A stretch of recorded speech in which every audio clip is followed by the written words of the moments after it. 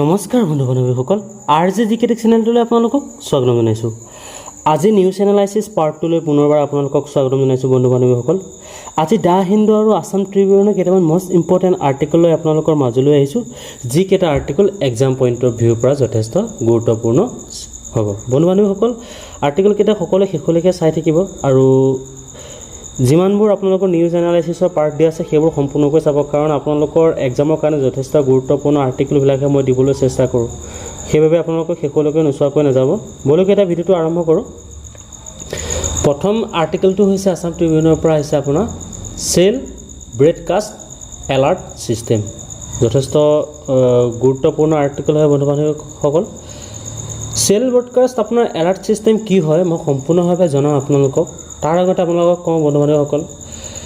চেনেলটোলৈ যদি আপোনালোকে নতুনকৈ আহিছে চেনেলটো প্লিজ ছাবস্ক্ৰাইব কৰিব আৰু লাইক কৰিব, কমেণ্ট কৰিব, আপোনালোকৰ বন্ধু বান্ধৱীৰ মাজত ভিডিঅ'টো শ্বেয়াৰ কৰি দিব। কাৰণ আপোনালোকে সকলোৱে জানে যে এটা ভিডিঅ' বনাওঁতে কিমান কষ্ট হয় আৰু কিমানবোৰ পঢ়িবলগীয়া হয় এই আৰ্টিকলবিলাককে একেটা আৰ্টিকললৈকে। সেইবাবে আপোনালোকে প্লিজ লাইকটো কৰি দিব। প্ৰথমে চাব আপোনালোকৰ যিটো আপোনাৰ চেল ব্ৰডকাষ্ট হয় সেইটো আপোনাৰ কি হয়, দূৰসংযোগ বিভাগ আপোনাৰ যি ৰাষ্ট্ৰীয় দুৰ্যোগ ব্যৱস্থাপনা কৰ্তৃপক্ষৰ সহযোগত দুৰ্যোগৰ সময়ত যি জৰুৰীকালীন যোগাযোগ বৃদ্ধি আৰু নাগৰিকৰ সুৰক্ষা আৰু কল্যাণ নিশ্চিত কৰাৰ বাবে এক চেল ব্ৰডকাষ্ট এলাৰ্ট ছিষ্টেম পৰীক্ষা কৰিব। আৰু ইয়াতে দিছে যে এই পৰীক্ষাসমূহ আপোনাৰ 30 অক্টোবৰৰ পৰা অসমত অনুষ্ঠিত হ'ব। কিমান তাৰিখৰ পৰা অনুষ্ঠিত হ'ব বুলি কৈছে বন্ধু বান্ধৱীসকল,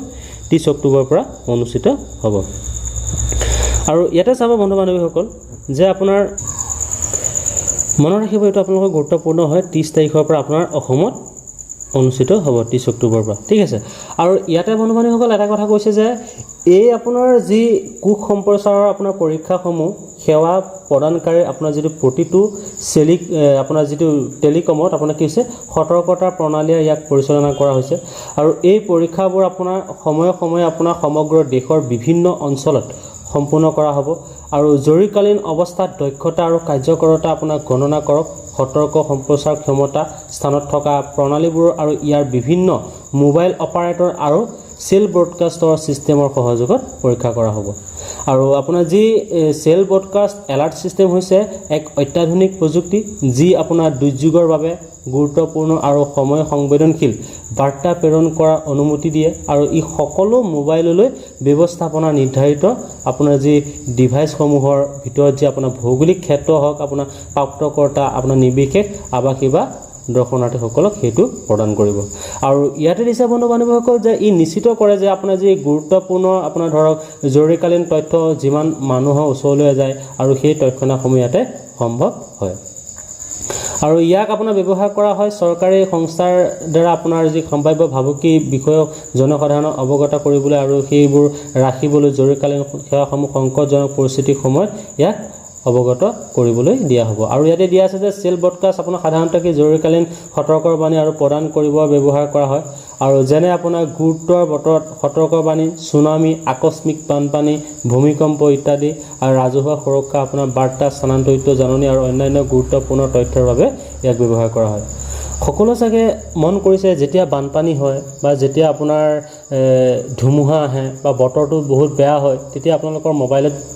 চাগে সকলোৱে চাগে জানে যে মেছেজ এটা আহেনে যে আপোনালোকে সতৰ্ক হৈ থাকিব যে ইমানটো টাইমৰ পৰা ইমানটো টাইমৰ ভিতৰত বতাহ ধুমুহা আহিব পাৰে আৰু চুনামি আহিব পাৰে বা আপোনাৰ ধৰি লওক নদীৰ বানপানী আহিব পাৰে। তেনেকুৱা ধৰণৰ মেছেজবিলাক চাগে আপোনালোকে মোবাইলত পাই থাকে। আৰু সেই বস্তুবিলাকৰ কথাই ইয়াতে কৈছে বন্ধু বান্ধৱীসকল। আৰু ইয়াতে আৰু এটা কথা মন কৰিব যে পৰীক্ষাৰ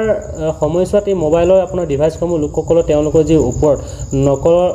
নকল জৰুৰীকালীন সতৰ্কবাণী প্ৰাপ্ত কৰিব পাৰে। আৰু এই সতৰ্ক আপোনাৰ যি বাৰ্তাবোৰ ইয়াৰ অংশ পৰিকল্পিত পৰীক্ষা প্ৰক্ৰিয়া আৰু প্ৰকৃত জৰুৰীকালীন অৱস্থা সূচিত নকৰিব। আৰু প্ৰতিটো পৰীক্ষা সতৰ্কবাণী সূচিত কৰিব যে ই এটা বিভ্ৰান্তি পৰিহাৰ কৰিবৰ বাবে বাৰ্তা পৰীক্ষা কৰিব। আৰু সেই বস্তুবিলাকে ইয়াতে দিছে বন্ধু বান্ধৱীসকল। আপোনালোকে মন কৰিব, মই যথেষ্ট গুৰুত্বপূৰ্ণ কিছুমান পইণ্ট দি দিছোঁ ইয়াতে যে ইয়াতে চেল সম্প্ৰচাৰ সতৰ্কবাণী ব্যৱস্থাপনা সেইবোৰ মই দি দিছোঁ ইয়াতে পৰীক্ষা কৰা হ'ব। আৰু ব্যৱস্থাপনা সঠিকভাৱে কাম কৰা আছেনে নাই এইটো আপোনাৰ কি হ'ব দুৰ্যোগ ব্যৱস্থাপনাৰ পৰা আহিছে এইটো আৰ্টিকলটো। আপোনালোকে APSCত এনেকুৱা ধৰণৰ কুৱেশ্যনবোৰ দেখিবলৈ পাব। আৰু যিসকল বন্ধু বান্ধৱী আপোনালোকে পঢ়ি আছে APSC কাৰণে তেওঁলোকৰ বাবে যথেষ্ট গুৰুত্বপূৰ্ণ হ'ব আপোনালোকে মন কৰিব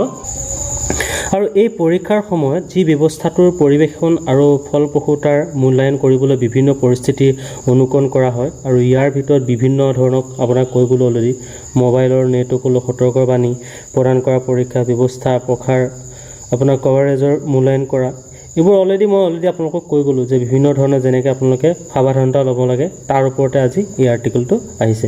মনত ৰাখিব যথেষ্ট গুৰুত্বপূৰ্ণ আৰ্টিকেল হয় বন্ধু বান্ধৱীসকল আৰু যিসকলে ভিডিঅ'টো যদি ভাল পায় ভিডিঅ'টো প্লিজ লাইক কৰিবলৈ নাপাহৰিব আৰু আপোনালোকৰ বন্ধু বান্ধৱীৰ মাজত শ্বেয়াৰ কৰিবলৈ নাপাহৰিব আৰু চেনেলটোলৈ যদি নতুনকৈ আহে চেনেলটো প্লিজ ছাবস্ক্ৰাইব কৰিবলৈ নাপাহৰিব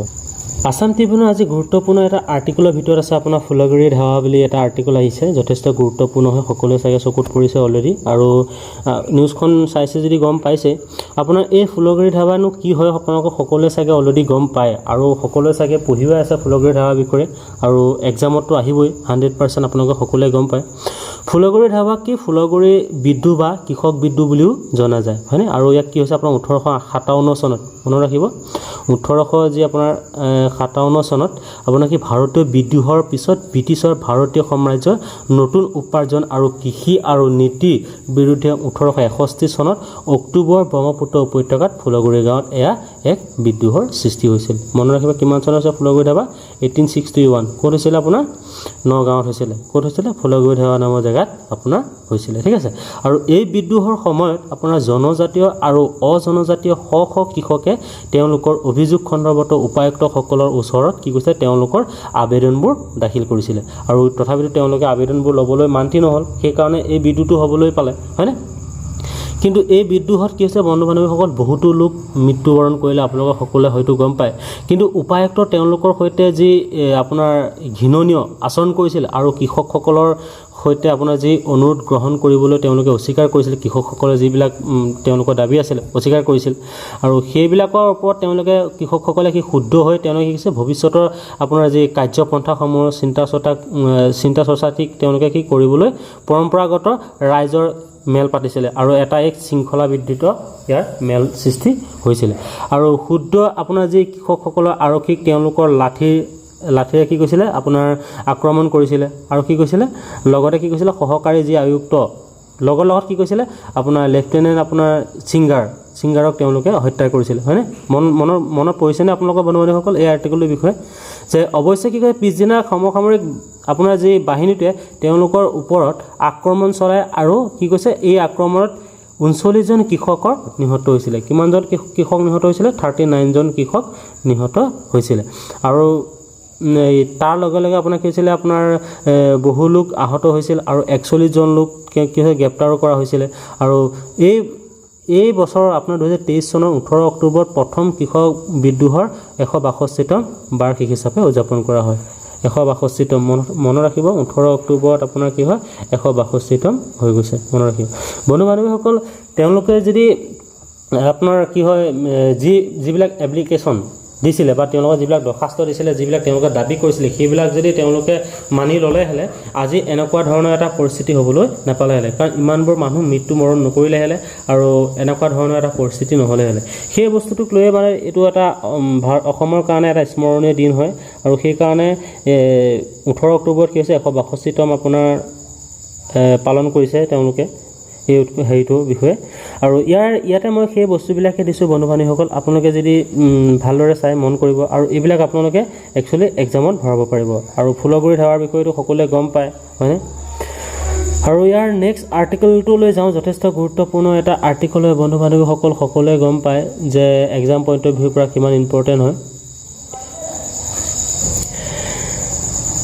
আসাম ট্ৰিবিউনৰ এটা গুৰুত্বপূৰ্ণ আৰ্টিকেলৰ ভিতৰত আছিলে আপোনাৰ এমাজন নদীৰ ওপৰত আহিছিলে যথেষ্ট গুৰুত্বপূৰ্ণ আৰ্টিকেল হয় আৰ্টিকেলটো সকলোৱে চাগে মন কৰিছে আৰু এইটো এক্সাম পইণ্ট অফ ভিউৰ পৰা যথেষ্ট গুৰুত্বপূৰ্ণ হয় পাৰিলে আপোনালোকে নোট কৰি ৰাখিব এমাজন নদীৰ আশে পাশে কিমানবোৰ আপোনাৰ দেশ আছে সেইবোৰ আপোনালোকে নোট কৰিব ধৰি লওক আৰু সেই দেশবোৰৰ আপোনালোকৰ কেপিটেলবোৰ মনত ৰাখিব কাৰণ সেইবিলাকে আপোনালোকৰ এক্সামত সোধা হয় সেইবাবে আপোনালোকে নোট কৰিবলৈ নাপাহৰিব বন্ধু বান্ধৱীসকল এমাজন নদী কি হয় আপোনাৰ দক্ষিণ আমেৰিকা মহাদেশৰ মাজেৰে আপোনাৰ কি হয় যি মহিমায়ৰ হয়নে ভাৱে বৈ যোৱা এক কি হৈছে প্ৰাকৃতিক আশ্চৰ্য সকলোৱে আপোনালোকে মন কৰিছে চাগে এইটো কিমান এটা এৰিয়া কিমান এটা অংশ কভাৰ কৰি বৈ গৈছে আপোনালোকে সকলোৱে চাগে মন কৰিছে এইটো ইমাজিনেৰী সকলোৱে চাগে দেখিছে ডায়েগ্ৰামটো আৰু বহুতৰ বাবে কি ই এক আপোনাৰ আকৰ্ষণীয় উৎস হয় আৰু ই বিশ্বৰ ভিতৰত দ্বিতীয় দীঘল নদী হয়নে প্ৰথম স্থানত আছে কোন বন্ধু বান্ধৱীসকল আফ্ৰিকাৰ কি হয় নীল নদীখন আছে হয় ন আৰু আপুনি পানীৰ নিৰ্গমনৰ পৰিমাণৰ বিবেচনা কৰি ইয়াক আপুনি বিশ্বজুৰি সৰ্ববৃহৎ নদী হিচাপে আপোনাৰ স্বীকৃতি দিয়া হৈছে আপোনাৰ যি মানে আপোনাৰ কি হয় আটাইতকৈ বেছি পানী কঢ়িয়াই নিয়া নদী হিচাপে এইখনক মনা হৈছে এমাজন ৰিভাৰ মনত ৰাখিব আৰু ধৰি লওক আপোনাৰ তদুপৰি পানীৰ নিৰ্গমনৰ পৰিমাণ বিবেচনা কৰি ইয়াক আপোনাৰ বিশ্বজুৰি সৰ্ববৃহৎ নদী হিচাপে গণ্য কৰা হৈছে আপোনালোকে সকলোৱে গম পায় আৰু এমাজন নদীৰ উৎপত্তি আৰু আপোনাৰ যি পেৰুৰ আমেৰিকা অঞ্চলত ই আপোনাৰ অৱস্থিত ৰিঅ' আপোনাৰ অফুৰিমেক আপোনাৰ যি মিজমি সিংগৰ পৰা আৰম্ভ হয় আৰু দক্ষিণ পশ্চিম আপোনাৰ পেৰু আপোনাৰ মান্টাৰো নদীখনে আপোনাৰ হয়তো ইয়াৰ আমাজনৰ নদীৰ প্ৰকৃত উৎস আৰু আমাজন নদী আপোনাৰ নিগমনৰ আপোনাৰ যি পৰিমাণৰ বিশ্বৰ পৰৱৰ্তী 7খন বিশ্ব আপোনাৰ স্বাধীন নদীৰ উপযুক্ত নিগমনৰ অতিক্ৰম কৰিছে আপোনালোকে সকলোৱে হয়তো মন কৰি আছে ডায়েগ্ৰামটো সকলোৱে দেখি আছে যিখন মেপ দিয়া আছে সেইখন আপোনালোকে সকলোৱে দেখি আছে আৰু ইয়াতে বন্ধু বান্ধৱীসকল এটা কথা মন কৰিব যে বিশ্বৰ আপোনাৰ মহাসাগৰসমূহলৈ আপোনাৰ নদীৰ পৃষ্ঠৰ মুঠ আপোনাৰ নিগমনৰ 20% পানী এমাজন নদীৰ পৰাই যায় কিমান শতাংশ যায় 20% নদী এমাজন নদীৰ পৰাই যায় আৰু এটা কথা মন কৰিব বন্ধু বান্ধৱীসকল যে এমাজন নদী আপোনাৰ চূড়ান্ত নিগমনৰ বিন্দু হৈছে আটলান্টিক মহাসাগৰ আৰু এমাজন নদী আপোনাৰ অৱবাহিকা হৈছে দক্ষিণ আমেৰিকা আৰু সেই অঞ্চলটো যিটো এমাজন নদী আৰু ইয়াক উপনৈসমূহৰ নিষ্কাশন কৰে আৰু এমাজন নদী অৱবাহিকা বিশ্বৰ ভিতৰতে আপোনাৰ সৰ্ববৃহৎ নিষ্কাশনৰ অৱবাহিকা হিচাপে অভিলেখ গঢ়িছে আৰু সেই বস্তুবোৰে মই ইয়াতে দি দিছোঁ অলৰেডি আপোনালোকে নোট কৰি ল'ব আৰু একচুৱেলি নিউজত অহাৰ কাৰণে মই দি দিলোঁ যিমানবোৰ বাৰু পইণ্টবিলাক দিবলৈ চেষ্টা কৰিছোঁ সেইবিলাকে আপোনালোকে এক্সামত ভৰাব লাগিব এক্সামত সেইকাৰণে আপোনালোকে নোট কৰি ল'ব নহ'লে স্ক্ৰীনশ্বট মাৰি ল'ব বন্ধু বান্ধৱীসকল ভিডিঅ' যদি ভাল পাইছে ভিডিঅ' প্লিজ লাইক কৰিবলৈ নাপাহৰিব বলুকতে নেক্সট আৰ্টিকলটোলৈ যাওঁ নেক্সট আৰ্টিকলটো আছে আপোনাৰ 69 সংখ্যক ৰাষ্ট্ৰীয় চলচ্চিত্ৰ বঁটাৰ ওপৰত আছে প্ৰেছিডেণ্ট মুৰ্মুৱে পৰা দিছে প্ৰেছিডেণ্ট মুৰ্মুৰ পৰা আহিছে আৰ্টিকলটো চাব সকলোৱে আৰু বন্ধু বান্ধৱীসকল ইয়াতে দিছে যে নতুন দিল্লীৰ আপোনাৰ যি বিজ্ঞানৰ ভৱনত আপোনাৰ অনুষ্ঠিত হোৱা 69 সংখ্যক ৰাষ্ট্ৰীয় চলচ্চিত্ৰ বঁটা প্ৰদান অনুষ্ঠানত চলচ্চিত্ৰ আপোনাৰ প্ৰবীণ ৱাহিদা ৰেহমানে আপোনাক সেই সন্মানীয় দাদা চাহেব ফাল্কে বঁটা লাভ কৰে আৰু এই আপোনাৰ যে 5 দশকৰো অধিক সময়ত আপোনাৰ কেৰিয়াৰ তেওঁ 90খনতকৈ অধিক বৈশিষ্ট্যপূৰ্ণ ছবিত তেওঁ কাম কৰিছে আৰু তেওঁ প্ৰশংসাৰ ভিতৰত আছে আপোনাৰ ৰাষ্ট্ৰীয় চলচ্চিত্ৰ বঁটা 3টা আপোনাৰ ফিল্মফেয়াৰ বঁটা আৰু তেওঁ 1972 চনত আপোনাক পদ্মশ্ৰী আৰু 2011 চনত পদ্মভূষণ বঁটাৰে সন্মানিত কৰা হয় আৰু 2021 চনত আপোনাৰ দাদা চাহেব ফাল্কে বঁটাৰো সন্মানিত কৰা হয় বন্ধু বান্ধৱীসকল আনহাতে চিনেমাৰ ক্ষেত্ৰত আপোনাৰ পুষ্পা দা ৰাইজ মানে আপোনাৰ তেলেগু ছবিখন সকলোৱে চাগে চাইছে পুষ্পা ছবিখন আৰু আলু অৰ্জুনে কি কৈছে সৰ্বশ্ৰেষ্ঠ অভিনেতা হিচাপে স্বীকৃতি লাভ কৰিছে সকলোৱে গম পায় আৰু শ্ৰেষ্ঠ অভিনেতা সন্মান লাভ কৰে আলিয়া ভট্ট হয়নে আলিয়া ভট্টে শ্ৰেষ্ঠ অভিনেত্ৰী হিচাপে লাভ কৰে আৰু তেওঁলোকৰ হিন্দী ছবি আপোনাৰ গংগুবাই হয় ন কাঠিয়াৱাৰী আৰু মিমিৰ বাবে পাইছে কোনে পাইছে আপোনাৰ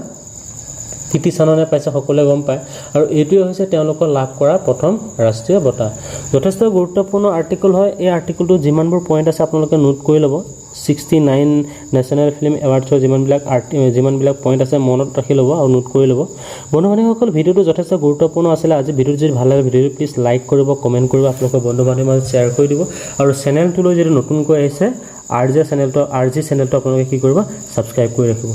পুনৰ লগ পোৱাৰ আশাৰে ধন্যবাদ জয় অসম জয় হিন্দ